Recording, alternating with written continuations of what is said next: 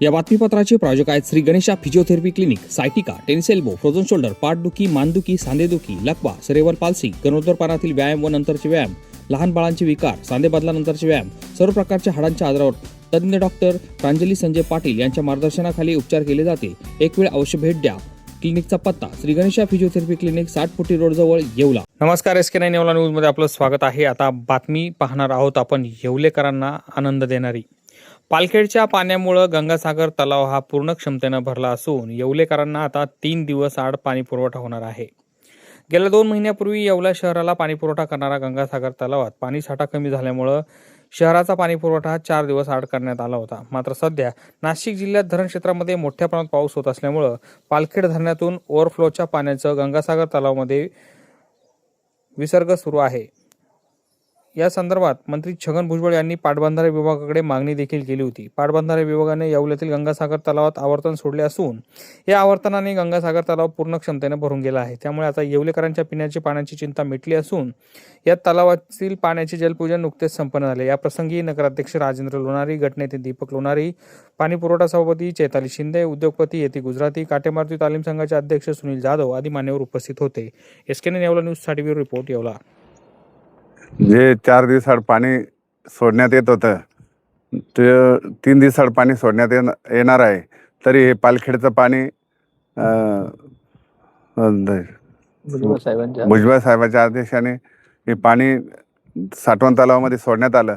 तरी नागरिकांनी त्याची दखल घ्यावी व हे पाणी गढूळ असल्याने पुराचं पाणी असल्यामुळे हे पाणी गढूळ आहे।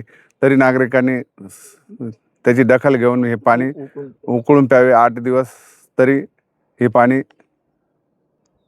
गढूळ राहण्याची शक्यता आहे, तरी जनतेने सहकार्य करा। नमस्कार। मागच्या 2-3 महिन्यापासून जी सर्व ठिकाणी अल निनोच्या भीतीमुळे जो दुष्काळाची परिस्थिती होती आणि त्याच्यासाठी गावकऱ्यांना त्रास होऊ नये म्हणून सर्वांच्या संमतीने आपण पाण्याचं जे शहरासाठी जे आवर्तन होतं ते आपण 4 दिवस केलेलं होतं आणि त्यावेळेससुद्धा गावकऱ्यांनी तेवढंच आम्हाला समर्थपणे समजून घेतलं होतं। आणि आता ज्या मागच्या 15-20 दिवसापासून जे पाणी संपूर्ण महाराष्ट्रामध्ये नाशिक जिल्ह्यामध्ये जो अतिशय अतिवृष्टीचा जो पाऊस पडलेला आहे त्यामुळे आपल्याही जो येवल्याच्या साठवण तलावामध्ये जो काही पाणी आलेलं आहे कॅनॉल थ्रू, तो आपला साठवण तलाव हा सर्व येवलेकरांना सांगण्यास अतिशय आनंद होतो का हा तलाव आपला 100% आता भरला गेलेला आहे। आणि साहेबांच्या आदेशाने आपण 4 दिवसाचं आवर्तन आता आजपासून उद्यापासून गावासाठी आपण 3 दिवस करण्यात येणार आहे।